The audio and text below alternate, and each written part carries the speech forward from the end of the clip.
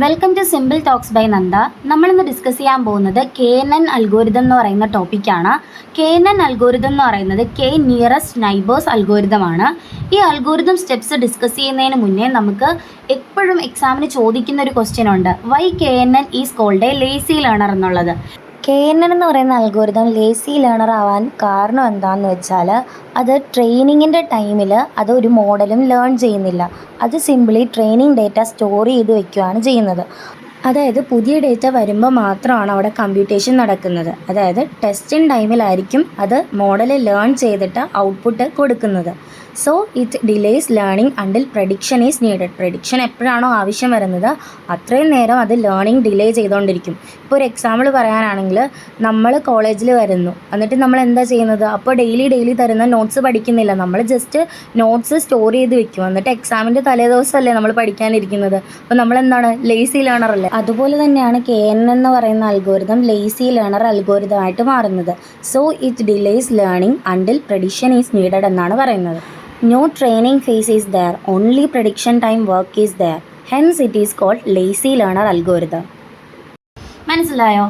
ഇനി നമുക്ക് ഈ സ്റ്റെപ്സ് പറയുന്നതിന് മുന്നേ ഒരു പ്രോബ്ലം ചെയ്യാം. ആ പ്രോബ്ലത്തിൽ നിന്ന് ആ സ്റ്റെപ്പ് പറഞ്ഞു കഴിഞ്ഞാൽ നിങ്ങൾക്ക് കുറച്ചുകൂടി ഈസി ആയിട്ട് അൽഗോരിതം സ്റ്റെപ്സ് എഴുതാൻ പറ്റും.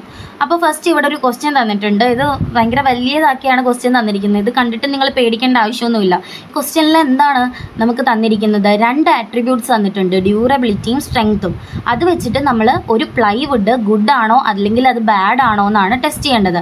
അതിന് 4 ട്രെയിനിങ് സാമ്പിൾസും തന്നിട്ടുണ്ട്. അതാണ് ഈ 4 എണ്ണം. Now the factory produces new plywood the past laboratory test with. അതായത് പുതിയൊരു പ്ലൈവുഡ് പ്രൊഡ്യൂസ് ചെയ്തു. അതിൻ്റെ ലബോറട്ടറി ടെസ്റ്റ് പാസ് ചെയ്യണമെങ്കിൽ S1 = 3യും X2 = 7 എന്നാണ് തന്നിരിക്കുന്നത്. അപ്പോൾ KNN അൽഗോരിതത്തിൽ നമ്മൾ K വാല്യൂ K = 3 ആണ് തന്നിരിക്കുന്നത്. ഇവിടെ നമ്മൾ നോട്ട് ചെയ്യേണ്ട കാര്യം പുതിയ തന്നിരിക്കുന്ന വാല്യൂ എന്താണ്? S1 = 3, S2 = 7. അതേപോലെ തന്നെ K വാല്യൂ എത്രയാണ് തന്നിരിക്കുന്നത്, ഇത്രയും മാത്രം നോക്കുക. പിന്നെ ഒരു പ്രത്യേകതയുണ്ട്, നമ്മളോട് ഇവിടെ പറഞ്ഞിട്ടുണ്ട് ഡിസ്റ്റൻസ് യൂക്ലീഡിയൻ ഡിസ്റ്റൻസ് ഉപയോഗിച്ചിട്ട് വേണം ഇത് കണ്ടുപിടിക്കാനെന്ന്. മിക്കപ്പോഴും യൂക്ലീഡിയൻ തന്നെ ആയിരിക്കും ചെയ്യാൻ ചോദിക്കുന്നത്, ചിലപ്പോൾ സ്പെസിഫൈ ചെയ്തിട്ടുണ്ടാവില്ല. അപ്പോഴെന്താണ് യൂക്ലീഡിയൻ തന്നെ യൂസ് ചെയ്താൽ മതി. ചിലപ്പോൾ മൻഹാട്ടൻ യൂസ് ചെയ്യാൻ പറയും. അപ്പോൾ വേറെ ഡിസ്റ്റൻസ് ഫോർമുലാസ് ഉപയോഗിക്കാൻ പറഞ്ഞു കഴിഞ്ഞാൽ അതിട്ട് ചെയ്യണം. എന്നാലും കൂടുതൽ യൂക്ലീഡിയൻ വെച്ച് ചെയ്യാനുള്ള ക്വസ്റ്റ്യൻ ആണ്. അതുകൊണ്ട് ഇത് തന്നെ നമുക്ക് ചെയ്ത് നോക്കാം. അപ്പോൾ എന്താണ് ആദ്യം ഞാൻ പറഞ്ഞ എന്താണ്? New പ്ലൈവുഡിൻ്റെ values എടുത്തെഴുതുക. X1 X2 എന്ന് പറയുന്നത് 3, 7 ആണ്. ഈ Euclidean ഡിസ്റ്റൻസിൻ്റെ ഫോമുലയാണിത്. D = X1 - X2 the whole square plus Y1 - Y2 the whole square. അപ്പോൾ ഇതെങ്ങനെ കണ്ടുപിടിക്കുമെന്ന് നോക്കാം നമുക്ക്. Calculate distance from new data point. New data പോയിന്റിൽ നിന്നാണ് നമ്മൾ ഈ ഡിസ്റ്റൻസ് കാൽക്കുലേറ്റ് ചെയ്യേണ്ടത്. പുതിയ ഡേറ്റാ പോയിന്റ് ആരാണ്? 3,7 എന്നുള്ളതല്ലേ പുതിയ പ്ലൈവുഡിൻ്റെ വാല്യൂ തന്നിരുന്നത്. അപ്പോൾ 3,7 നമ്മുടെ ഫസ്റ്റ് ട്രെയിനിങ് സാമ്പിൾ എന്ന് പറയുന്നത് 7,7 എന്നുള്ളതാണ്. അപ്പോൾ ഞാൻ എടുത്തു. ഫസ്റ്റ് എടുക്കേണ്ടത് ഇതിൻ്റെ ഡിസ്റ്റൻസ് ആണ് 3,7, 7,7. ഇത് ഞാൻ X1 Y1 X2 Y2 ഇങ്ങനെയാണ് ഞാൻ എടുത്തിരിക്കുന്നത്. അപ്പോൾ നമുക്കിത് എന്ത് ചെയ്താൽ മതി? ആ ഇക്വേഷനിലോട്ട് സബ്സ്റ്റിറ്റ്യൂട്ട് ചെയ്താൽ മതി. നമ്മുടെ ഇക്വേഷൻ എന്തായിരുന്നു? Euclidean distance D = X1 - X2 the whole square plus Y1 - Y2 the whole square എന്നല്ലേ. അപ്പോൾ X1 എന്ന് പറഞ്ഞാൽ 3 - 7 whole square plus 7 - 7 whole square. അപ്പോൾ നമുക്കിത് സോൾവ് ചെയ്ത് നോക്കാം. ഇതെങ്ങനെ ചെയ്യണത്? ഡയറക്റ്റ് കാൽക്കുലേറ്റർ എടുത്തിട്ട് 3 - 7 whole square പ്ലസ് അതേപോലെ 7 - 7 whole square. ഇത് ചെയ്യുമ്പോൾ നമുക്ക് ആൻസർ എന്ത് കിട്ടി? 4 എന്ന് കിട്ടി. അതേപോലെ തന്നെ നെക്സ്റ്റ് ട്രെയിനിങ് സാമ്പിൾ ഏതാണ്? 7ഉം 4ഉം ആണ്.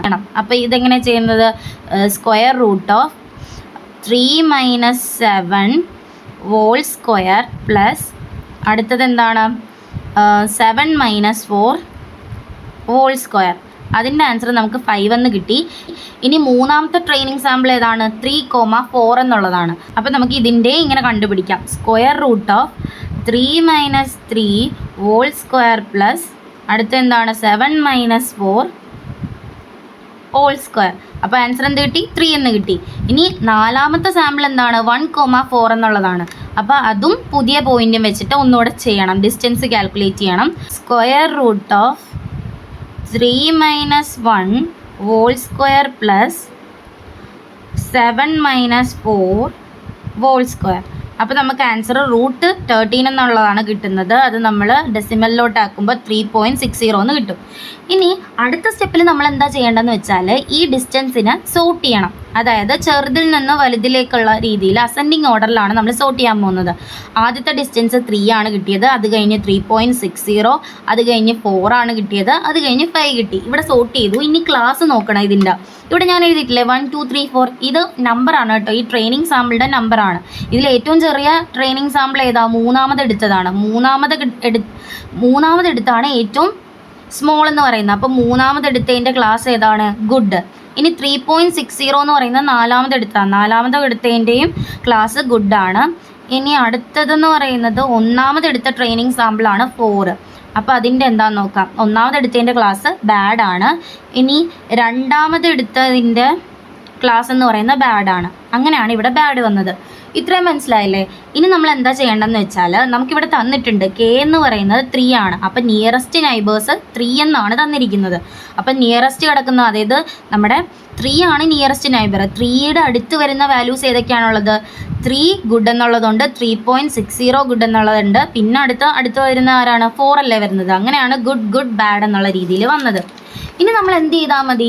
മെജോറിറ്റി വോട്ടിംഗ് ചെയ്യണം. അതായത് ഗുഡ് എത്ര എണ്ണമായിരുന്നു ഇവിടെ വന്നത്? 2 എണ്ണം. ബാഡ് എത്ര എണ്ണം വന്നു? 1 വന്നു. അപ്പോൾ good equal to 2, bad equal to 1. അപ്പോൾ ഫൈനൽ നമ്മുടെ ക്ലാസിഫിക്കേഷൻ എന്തിലാണ് വരുന്നത്? ഗുഡിൽ. Therefore new plywood x1 is equal to 3 and x2 is equal to 7 is classified as good. അതുകൊണ്ട് നമുക്ക് എന്ത് പറയാം? നമുക്ക് പുതിയതായിട്ട് തന്ന plywood x1 is equal to 3, x2 is equal to 7 എന്ന് പറയുന്നത് ഗുഡിലാണ് ക്ലാസിഫൈ ചെയ്തത്. Using KNN algorithm with k is equal to 3. ഇത്രയേ ഉള്ളൂ ഇതിൻ്റെ പ്രോബ്ലം എന്ന് പറയുന്നത്. ഇനി നിങ്ങൾക്ക് KNN അൽഗോരിതം എഴുതാൻ ഈസി ആയിരിക്കും. ദേ നോക്കിക്കോ. സ്റ്റെപ്പ് 1 നമ്മൾ എന്താ ചെയ്തത്? Choose the value of k. കെയുടെ വാല്യൂ ചൂസ് ചെയ്തു. നമ്മുടെ ക്വസ്റ്റ്യനിൽ തന്നിട്ടുണ്ടായിരുന്നു k is equal to 3 എന്നുള്ളത്. k എന്ന് പറഞ്ഞാൽ എന്താണ്? Number of neighbours. ഇനി സ്റ്റെപ്പ് 2 നമ്മൾ എന്ത് ചെയ്യണം? ഡിസ്റ്റൻസ് കാൽക്കുലേറ്റ് ചെയ്യണം. ആര് തമ്മിൽ? ന്യൂ ഡേറ്റ പോയിന്റും അതേപോലെ തന്നെ ട്രെയിനിങ് സാമ്പിളിൽ തന്നിരിക്കുന്ന എല്ലാ ട്രെയിനിങ് ഡേറ്റ തമ്മിലുള്ള ഡിസ്റ്റൻസ് കണ്ടുപിടിക്കണം. അതും യൂഷ്വലി നമ്മൾ എന്ത് വെച്ചാൽ ചെയ്യുന്നത്? യൂക്ലിഡിയൻ ഡിസ്റ്റൻസ് വെച്ചിട്ടാണ് ചെയ്യുന്നത്. സ്റ്റെപ്പ് 3 നമ്മൾ എന്ത് ചെയ്യണം? പറഞ്ഞില്ലേ, സോർട്ട് ചെയ്ത് എഴുതണം. അതായത് നമുക്ക് കിട്ടിയ ഡിസ്റ്റൻസ് വാല്യൂസിനെ അസെൻഡിങ് ഓർഡറിൽ നമ്മൾ സോർട്ട് ചെയ്ത് എഴുതി. സ്റ്റെപ്പ് 4 നമ്മൾ എന്ത് ചെയ്തത്? കെ നിയറസ്റ്റ് നൈബേഴ്സ് നമ്മൾ അവിടെ ചെയ്തില്ലായിരുന്നു. k is equal to 3 ആയിരുന്നു നമുക്ക്. അപ്പോൾ 3ക്ക് അടുത്ത് വരുന്ന 3 നൈബേഴ്സിനെ നമ്മൾ എടുത്തെഴുതി. അതാണ് കെ നിയറസ്റ്റ് നൈബേഴ്സ് എന്ന് പറയുന്നത്. ഇനി സ്റ്റെപ്പ് 5 നമ്മൾ എന്താണ് ചെയ്തത്? മെജോറിറ്റി വോട്ടിംഗ് പെർഫോം ചെയ്തില്ലേ ക്ലാസിഫിക്കേഷന് വേണ്ടിയിട്ട്. ഇനി സ്റ്റെപ്പ് 6 നമ്മൾ എന്ത് ചെയ്തു? ക്ലാസ് ലേബൽ അസൈൻ ചെയ്ത് കൊടുക്കുന്നു ന്യൂ ഡേറ്റ പോയിന്റിന്. അതായത് ന്യൂ പ്ലൈവുഡിന് നമ്മൾ ഗുഡ് എന്ന് പറഞ്ഞ ക്ലാസ് ലേബൽ കൊടുത്തില്ലേ, അതുപോലെ തന്നെ ഇവിടെ ചെയ്തു. അപ്പോൾ ഇത്രയേ ഉള്ളൂ ഇതിൻ്റെ അൽഗോരിതം. ഈസി ആയിട്ട് നിങ്ങൾക്ക് പഠിക്കാവുന്നേ ഉള്ളൂ. ഉറപ്പായിട്ടും എക്സാമിന് ചോദിക്കുന്ന ഒരു ക്വസ്റ്റ്യൻ ആണ്.